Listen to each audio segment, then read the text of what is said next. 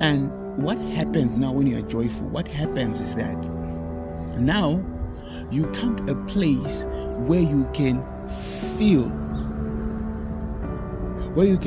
the presence of God, because you are not really focusing on what's happening.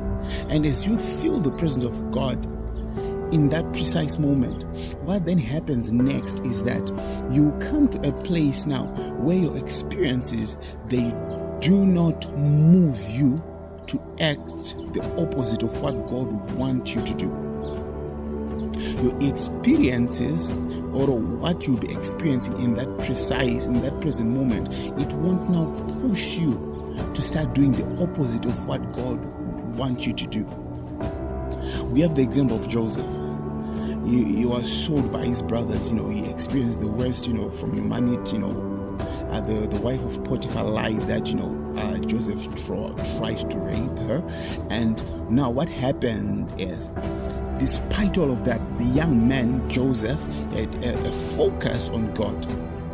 And with that focus, and with him, just looking unto God, the author and finisher of his faith, as he did that, God took him to a place where his experiences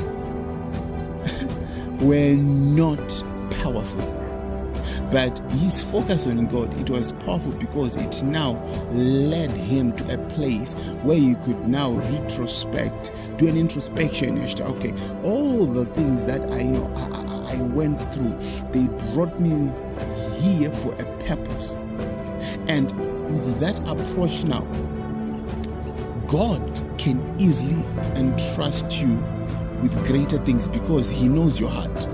Because one of the things that causes us not to be entrusted, with greater things by God, is how we focus on the negative when things are happening. How you focus, on the wrong things when things are happening. How we focus, on things that don't matter when we are under trial and tribulation. And because of that now, a lot of us now, we are stuck. Not that there is nothing better, but we are stuck because of our focus on the things that God doesn't want us to focus on. God wants us to focus on him. And as we focus on him, what happens now is that we now start being joyful. We start blessing God. We start praising God. We start, seeing as God sees.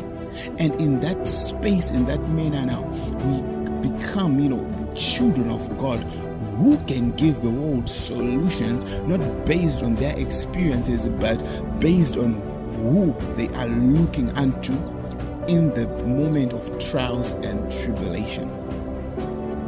So,